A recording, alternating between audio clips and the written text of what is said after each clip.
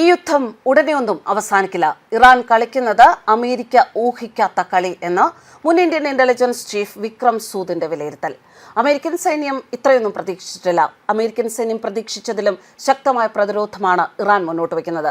യുദ്ധം എത്ര നാൾ നീളുമെന്ന് പറയാനാവില്ല. പക്ഷേ വാഷിംഗ്ടൺ ആഗ്രഹിച്ചതുപോലെ മിന്നലാക്രമണത്തിലൂടെ ഇറാനെ തളച്ചിടാൻ സാധിക്കില്ല എന്ന് തന്നെയാണ് അദ്ദേഹത്തിന്റെ വിലയിരുത്തൽ. ഇറാനും അമേരിക്കയും തമ്മിലുള്ള ഒരു പ്രധാന വ്യത്യാസം വിക്രം സൂദ് ചൂണ്ടിക്കാണിക്കുന്നത് ഇങ്ങനെയാണ്. ഇറാൻ പൗരന്മാരും സൈന്യവും തങ്ങളുടെ രാജ്യത്തിനായി മരിക്കാൻ തയ്യാറാണ്. എന്നാൽ അമേരിക്കക്കാരാകട്ടെ അവർക്ക് അന്യനാട്ടിൽ പോയി മരിക്കാൻ താല്പര്യമില്ല. അമേരിക്കൻ സൈനികരുടെ മൃതദേഹങ്ങൾ പെട്ടികളിലായി നാട്ടിലെത്തുന്നത് വൈറ്റ് ഹൗസിനെ സംബന്ധിച്ച് വലിയ രാഷ്ട്രീയ തിരിച്ചടിയാണ്. അതുകൊണ്ട് തന്നെ കരയുദ്ധത്തിന് അവർ മുതിരുന്നില്ല. ആകാശത്തിലൂടെയുള്ള മിസൈൽ ആക്രമണങ്ങളിൽ മാത്രം ഒതുങ്ങാനാണ് ട്രംപ് ഭരണകൂടം ശ്രമിക്കുന്നത്. എന്നാൽ ഇത് യുദ്ധത്തിന്റെ ഗതി മാറ്റാൻ പര്യാപ്തമല്ല എന്നും സൂദിന്റെ നിരീക്ഷണം. ഇറാൻ കളിക്കുന്നത് തികച്ചും വ്യത്യസ്തമായ ഒരു കളിയാണ് എന്ന് വിക്രം സൂദ് പറയുന്നു. തങ്ങളുടെ ശക്തി എന്താണ് എന്ന് മനസ്സിലാക്കി തന്നെയാണ് ഇറാന്റെ നീക്കങ്ങൾ. അമേരിക്കയുടെ സഖ്യകക്ഷികളെ നിരന്തരം ആക്രമിക്കുന്നതിലൂടെ അവർക്കിടയിൽ അമേരിക്കയ്ക്കെതിരെ അതൃപ്തി ഉണ്ടാക്കാൻ ഇറാന് സാധിക്കുന്നു. യുദ്ധം നീണ്ടുപോകുന്നത് ഇറാനെ സംബന്ധിച്ച് ഗുണകരമാകുമ്പോൾ അമേരിക്കയുടെ കണക്കുകൂട്ടലുകളെ അത് ആകെ തെറ്റിക്കുകയാണ്.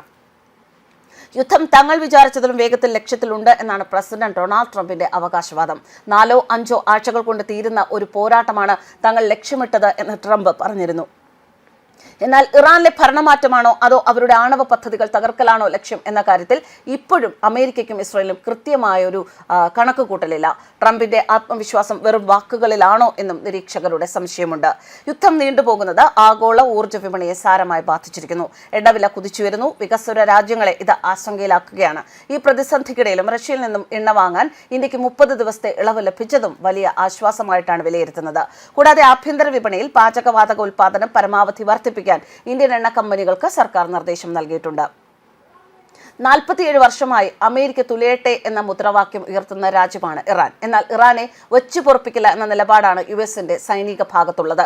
സൈനിക ശക്തിയുടെ കാര്യത്തിൽ അമേരിക്കയുടെ അടുത്തുപോലും എത്താത്ത ഇറാൻ പാശ്ചാത്യ ശക്തികളെ വിറപ്പിക്കുകയാണ്. അങ്ങനെയാണെങ്കിൽ അത് അവരുടെ സൈനിക ശക്തി കൊണ്ടല്ല, മറിച്ച് ചങ്കൂറ്റം മാത്രമാണ് അതിന്റെ പിന്നിലുള്ളത്.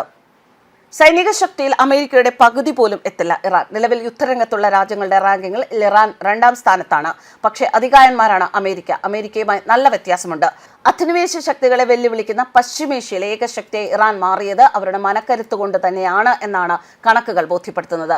ഇപ്പോൾ യുദ്ധരംഗത്തുള്ള രാജ്യങ്ങളുടെ സൈനിക കരുത്തിൽ അമേരിക്ക പ്രഥമ സ്ഥാനത്താണ്, ഇറാൻ 2ാം സ്ഥാനത്താണ്. ഇസ്രയേലും സൗദി അറേബ്യയും UAEയും ഖത്തറും ബഹ്റൈനും കുവൈത്തും തൊട്ടടുത്ത സ്ഥാനങ്ങളിലുണ്ട്. 13,33,030 സൈനികരാണ് യുഎസിനുള്ളത്. റിസർവായി 7,99,500 പേർ. അതേസമയം 6,10,000 സൈനികരാണ് ഇറാനുള്ളത്. റിസർവായി 3,50,000 പേർ. 760 യുദ്ധവിമാനങ്ങളാണ് ഇറാന്റെ പക്കലുള്ളത്. അമേരിക്കയ്ക്ക് 15,749 വിമാനങ്ങളുണ്ട്. ടാങ്കുകളുടെ എണ്ണത്തിലും ഇറാനേക്കാൾ ഇരട്ടി ബലമാണ് അമേരിക്കയ്ക്കുള്ളത്. 2,675 യുദ്ധ ടാങ്കുകൾ ഇറാനും 4,666 ടാങ്കുകൾ അമേരിക്കയ്ക്കുമുണ്ട്. 66 അന്തർവാഹിനികൾ അമേരിക്കയെ പ്രതിരോധിക്കുമ്പോൾ 19 എണ്ണമാണ് ഇറാന്റെ കയ്യിലുള്ളത്. ഇസ്രായേൽ പടയുടെ കാര്യമെടുത്താലും അമേരിക്കയുടെ ബലത്തിലാണ് യുദ്ധപ്രഖ്യാപനങ്ങൾ നടത്തുന്നത്. 1,69,500 സൈനികരാണ് ഇസ്രായേൽ സൈന്യത്തിലുള്ളത്. റിസർവ് സൈനികരുടെ എണ്ണത്തിൽ ഇറാനേക്കാൾ മുമ്പിലാണ് ഇസ്രായേൽ. യുദ്ധക്കളത്തിലേക്ക് ഇറങ്ങാൻ തയ്യാറായി 4,65,000 സൈനികരുണ്ട്. 465 യുദ്ധക്കപ്പലുകൾ അമേരിക്കയ്ക്കും 101 എണ്ണം ഇറാനും 67 യുദ്ധക്കപ്പലുകൾ ഇസ്രായേലിനുമുണ്ട്. അമേരിക്കയ്ക്ക് മാത്രമാണ് വിമാനവാഹിനികൾ ഉള്ളത് എന്നതും എടുത്തു പറയേണ്ടതാണ്.